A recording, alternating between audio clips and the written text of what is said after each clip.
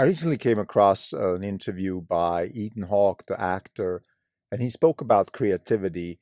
It was a very inspiring talk. And the one thing that I took from it, which is relevant to my business, is that he's asking the question, whatever job I do, what does the job give back to me? I like that question. What is it giving back to me? This is the Not Even Wrong podcast. It's July 25th, 2020. It's a Sunday. There's no update today. This is Krim Delco. So I want to jump right into it. We at Orange Capital Partners, we are running risk. We're managing money. Our purpose is to generate wealth by investing in disruptive technologies with large impact.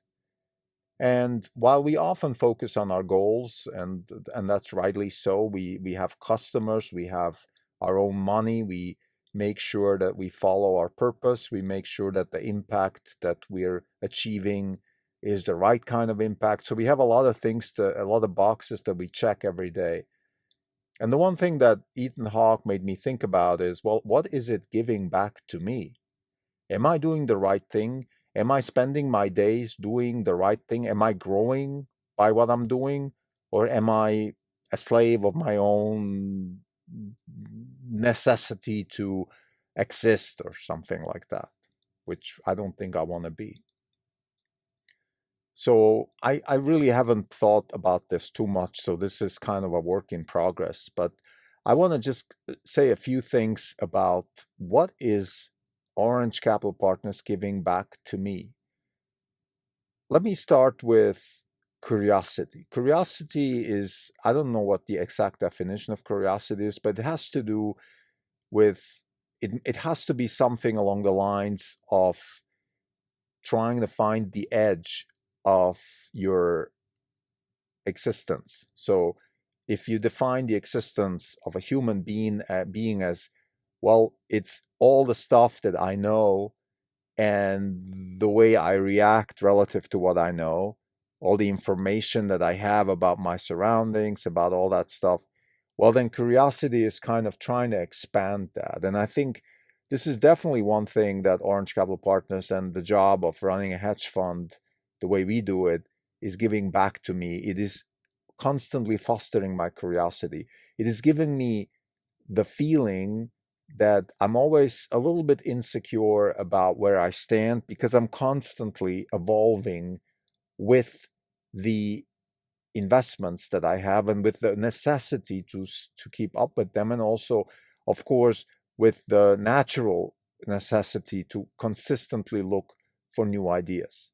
And when I say new ideas, I don't mean things like stock picking or anything like that. I don't think that's the approach. The approach that we have is not the actual investment is the result of the process. It's not the actual goal.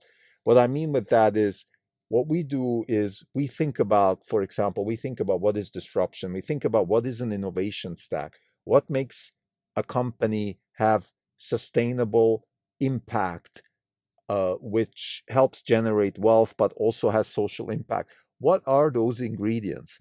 And once we think through that and work through that, we end up, hopefully, at some point at the end of this process with an investment. So it's not stock picking, it's finding a process that eventually ends up in something that we can invest in. We've always said that we are not the masters of our own universe. This is one of the drawbacks of investing, which is you're kind of a second derivative of something. You can't be the one which drives the train. Somebody else, the entrepreneur, the innovator, the person that actually executes the idea is the one that drives all of this, and you are attached to that. And this is part of what we chose to be, and that's fine. We're not concerned about that necessarily, but it's important to understand what the processes are that you're looking for before you invest money, and that's really where we spend our time. The most conversations we have, most recently, we've started having more conversations with, I would call it, interesting intellectuals, people that write books, professors, academics, artists, people like that that have ideas, because it's this is my belief that ideas are they're kind of like a virus, which is in a sense they are powerful creations of the universe, and we have access to them through books and other means such as podcasts or poems or whatever, but books are the main one. And ideas are we channel ideas through our fund into investments. That's how we create actual that's how we create wealth. And my tagline on Twitter is a little bit funny, but it's not just a joke. We turn coffee into ideas and returns. That is really what we do, because coffee helps us access those ideas that we maybe have stored in our memory, and then we turn them into some actionable trade that actually makes money. But my point is, the the ideas that we are exposed to, we are in a sense dependent on nature, on the flow of nature and evolution, that we have to be at the right time, the right place. We can't create them. This is unfortunately one of the constraints as an investor, but that's fine. As I said, back to the what is this job giving me back? It's giving me this ability to foster my curiosity. It is giving me the opportunity to have constructive conversations with interesting people with a purpose. I think that is unbelievably valuable. You can have a conversation with somebody very interesting. For example, tomorrow I'm talking to a lady that wrote a book about how technology influences society, and I can have a very general conversation with that lady, or I can have a very specific purpose. The purpose in this case will be, how does artificial intelligence change the human stack? Or in more plain English, how does artificial intelligence change jobs and education and the necessity to educate yourself? How does that change? What is the influence of that? And how should we think about that? And this is very, very specifically directly related to our Tesla investment, because we believe that it is turning out that one of the main constraints that Tesla has going forward is building the human stack. It's not technology anymore. It is not demand. It is not things like competition. It is continuously building a culture that can rapidly innovate and disrupt markets. That this is going to be the main constraint of Tesla, and things like human resources or HR and organizational theory and how to organize the company, how to foster culture, how to incentivize people. Those are the kinds of questions which will be more and more prevalent. And that is something where I think AI and the necessity to change the way we think, driven by advancements in artificial intelligence, are going to have a lot of impact. Maybe not this year, but it's definitely going to become more and more important. So this conversation tomorrow is going to be about those subjects. And I think having a purpose, having a clear purpose as a fund, and then having a purpose as, well, this is what I need to do to achieve my goals as a fund, ends up bringing much more efficient conversations to the surface. And those conversations become more valuable, not just for me, but hopefully also for the other person involved. For example, I recently had a conversation with two musicians about disruption in music. I had conversations with paleontologists about how evolution is seen through the lens of disruption, and those are unbelievably interesting conversations, particularly because we have a purpose. What else is the job giving back to me? I think it is incredibly important for me to have freedom to act the way I want. So some people say the hedge fund business is brutal because you wake up in the morning with a basically a white piece of paper, empty, and you have to start writing. You have to start creating every day, and you eat what you catch. To me, that's liberating. That's the freedom.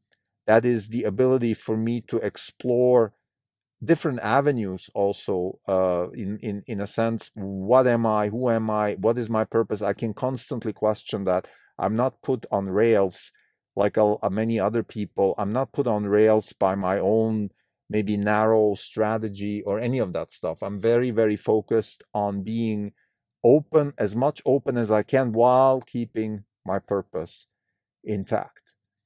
Now, some people might ask, well, okay, you're talking now about pretty esoteric things, curiosity, freedom. What about some of the necessities? How about making money? How about generating wealth? Well, look, this job first and foremost has to generate wealth. This is part of our purpose.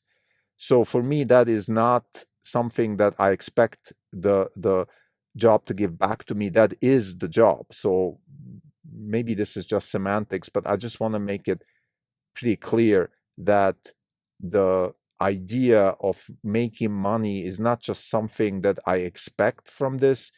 This is it. This is the purpose: generating wealth by investing in disruptive technologies with impact. So if we don't generate wealth, and by the way, generating wealth is very specifically wealth, that is money that is made more than you need to live, and money that is made with the ability to reinvest that money and continuously generate impact. It's kind of part of the regenerative growth that we believe in, that we want to be able to not just do the right thing and then kind of go away. We want that to last and continue and grow and kind of grow like an avalanche, like grow on its own and start regenerating itself. So this is what we mean with wealth. And some people might maybe take that the wrong way and say, well, these guys just want to make money. Well, look, making money is a moral imperative. In order to do anything useful in life, uh, whatever it is, good or bad, but useful from your perspective, you have to have resources. And making money is just another word for having resources to do stuff. So in that sense, we have no problem with that. So what else is the job giving back to us? I think there are some a little bit more mundane things. We meet very interesting people.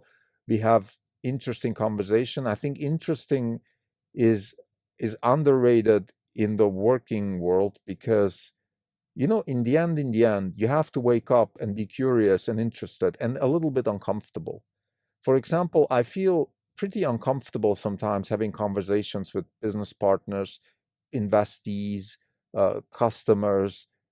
It's okay, getting out of your comfort zone every now and then, more frequently than not, but still, maybe not every day. What I'm trying to say is, like, you want to get out of your comfort zone. I think that this is part of what a job should give back to you. And I think the comfort zone should be defined as something where you can, step out of your boundaries without getting killed.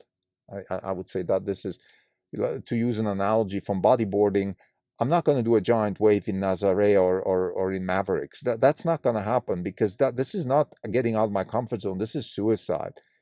But I can do a foot here and there, add a foot to the wave sometimes when it breaks nicely, and that gives me a massive thrill, and it's pretty dangerous, but it's doable. And that's, I think, happens very often in the business world, also in the investment world. So this ability to get out of my comfort zone, which becomes a regular thing, and I think just strengthens, I mean, neuroscience has shown that, for example, if you keep challenging your brain, you start building new neural circuitry, and you maintain your neural circuitry, so it keeps you healthy, it keeps you alive. I think this is something that this job also gives back to us.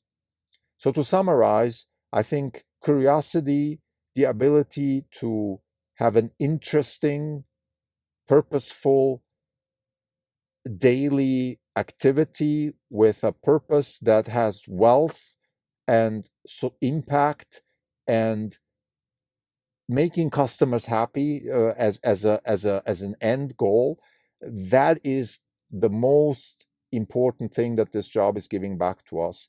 And therefore, it is a job that we appreciate, and we highly recommend to anybody to give it a try if you think you have the predisposition to do it. Thank you.